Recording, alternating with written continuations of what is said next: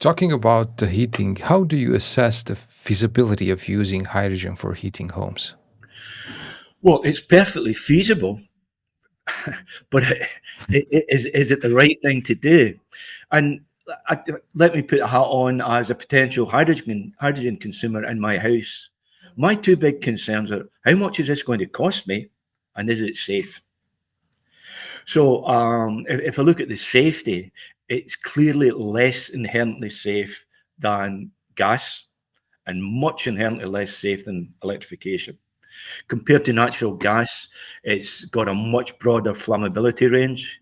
It's got a much lower ignition energy.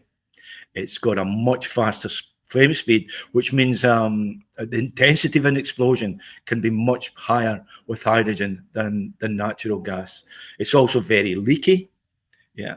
So keeping it in the pipe can be done, but it's more likely to leak than than natural gas. And in itself, hydrogen is a global warming agent. If it does leak, its chemistry interacts with other greenhouse gases and enhances the global warming effect. It also produces NOx when we burn it. And if we have it in our homes, um, a fire could be started by a hydrogen leak. But let's say we have a household fire that's not been caused by a leak of hydrogen.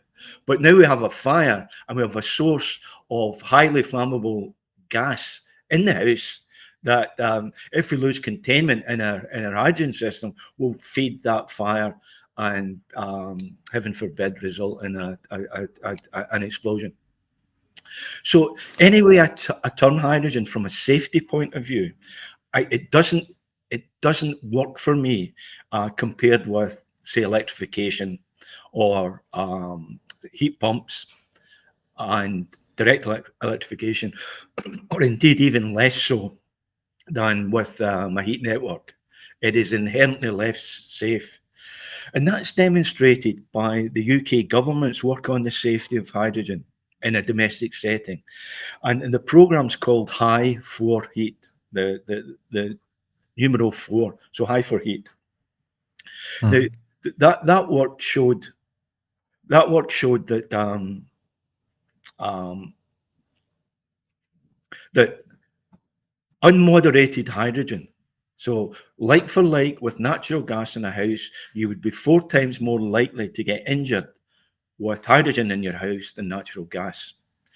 And the aim of High for Heat was to make hydrogen as safe as natural gas. So, like for Mhm. like, it's not meeting the aims, the objectives. So to make it like for like, what is proposed is that we put a non-closable vent on in the rooms with hydrogen appliances. So that's basically a hole in your wall. I Yeah. think 4 inches by 4 inches, and also Wow. move your meter outside, and also um, deploy two excess flow valves. Now, the excess flow valves are there that if you do get a leak on the house side of the meter, uh, the excess flow valves experience a higher flow rate. That means a higher differential pressure across them, which will then make the valve seat and close. Yeah. Now, of Mhm. course, think on a cold Christmas day, we've got our oven on. We've got four hobs on cooking our tatties and all the veg. The central heating's on full. It's very cold. The excess flow valve has to pass all that. Yeah. Mhm. So you imagine the size of the leak that you will need to have the excess flow valve actually closing. So it's to me it's an admission that hydrogen is much less safe, and the efficacy of the system is questionable. And I just can't see this safety case that Hyperheat have produced being a convincing demonstration of the safety of hydrogen. And if you do look at it What happens when you do deploy the hole in the wall, the excess flow valves, moving the meter outside? The same number of fatalities and injuries can be demonstrated with natural gas. So the conclusion becomes it's just as safe. But if you take a step back, your safety is a combination of two aspects. One is the probability of there being a leak, and the second is the consequence of the leak. How big will the fire be? How big will the explosion be?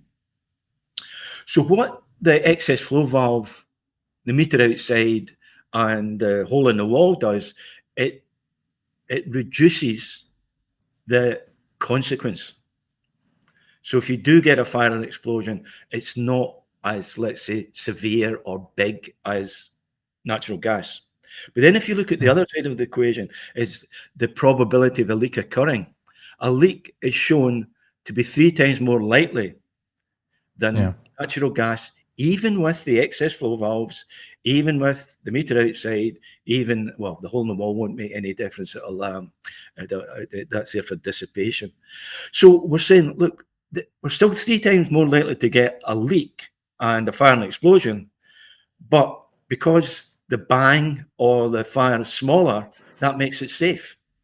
That's like somebody selling you a car and telling you this car will crash more often, but because of the safety features, you will be just as safe. Would you buy it? I certainly would. Now, also, if you do look at the numbers and you look at the kitchen um, compared to the rest of the house numbers have shrunk in terms of the fatalities and injuries. But the kitchen numbers have increased. So actually, even with all the precautions, the numbers show you that the kitchen is now a less safe place than it was with natural gas. So I am wholly unconvinced by this work that demonstrates hydrogen is as safe as natural gas. And I've spent a career in safety assessments, quantified risk assessments, and it was a quantified risk assessment for domestic hydrogen that I had a long, hard look at, and a very good piece of work. I must say that, but I couldn't get behind the conclusions. I haven't heard better explanation about hydrogen for heating. Well, Definitely. now think on the economics. Yeah. So here we are. We've got it's many millions of families in fuel poverty in the UK, and we're asking them to switch to a fuel that will be more expensive than blue hydrogen or more expensive than electricity or green electricity. How Mm. does that work? And what I see is the proponents of hydrogen, particularly the gas network operators, who their lifeblood is having a gas in their networks. So that they're working very hard to convince us that hydrogen is safe in their household. And they also use the phrase affordable. So I've tackled them on the phrase affordable and asked, tell me what the retail price of hydrogen will be. There's a lot on the wholesale prices, but for me as a consumer, I want to know how much is this stuff going to cost me. One CEO of a gas network operator told me it was daft and bonkers to ask that question. And another just gave me a winking emoji and told me he couldn't supply that number. And in fact, that dialogue between myself and those CEOs of vested interest gas network companies made the Wall Street Journal. And boastfully, I think I came out in a lot better light than the vested interest CEOs. So both safety and economics, fuel poverty, I just can't see this case for hydrogen in our houses. What about hydrogen blending? Well, that's verging on bonkers as far as I'm concerned. Why? Here we have a very, very valuable low carbon hydrogen. And what do we decide to do with it is blend it probably at 20%. Now, that only gives you a 7% carbon saving. Yeah. Uh, why on earth would you do that? Now, if I had green low carbon hydrogen, blue hydrogen, my first port of call would be to use that to displace dirty grey hydrogen that produces 10 kilograms of CO2 for every kilogram of hydrogen that is made. And that's how we currently make it. And we just use the atmosphere as a disposal route for all the carbon. So get after that before blending. It just it decimates the value of low carbon hydrogen. And from an energy and mass balance point of view, it makes no sense to me. There's much better things you can be doing with well, particularly green hydrogen. If I took that green hydrogen and didn't make hydrogen for the house, but took that green hydrogen to a heat pump, I would need about maybe a third or a quarter of the electrical energy to heat the house than I would if I went through the hydrogen route to heat the house. So again, it plays in how many wind farms and solar stations do we need to heat our houses compared to doing it with electrification. The numbers don't stack up. But of course, if you just look at hydrogen in isolation, you can present a case where blending will reduce the carbon footprint. So isn't that good? But it's not done, and I guess people are beginning a bit weary of me saying, where is the evidence? Where is the comparative evidence? We'll look at it in a silo. Is this idea still alive in the UK, hydrogen for heating? Well, as you may well know, and I help on both. There was 3 community trials were being proposed. One at Whitby near Ellesmere Port, and the local residents rejected it. And Yeah. expressed their concerns, and that was cancelled by the government. Redcar was cancelled by the government, and the only one left now is Fife H100, SGN's project in Fife. Now, the area that they've chosen for this trial, this green hydrogen trial, is one of the most deprived areas in Scotland. And they're offering the participants shiny new appliances, £1,000 each, and an assurance on safety.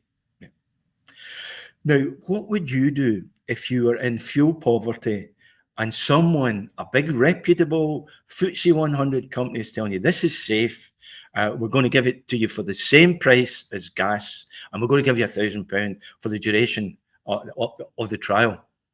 What would you do? Yeah, that's clear. It's obvious. Well, I think I know what I would do. Yeah. And Yeah. if I'm in fuel poverty and struggling to make ends meet, I don't have time to go and research hydrogen. Yeah. I trust what I'm hearing, and that's where it falls down for me. That a lot of the hearing is modified to suit the vested interests in promoting hydrogen. The full story is not given out, and there's a lot of half truths in there as well.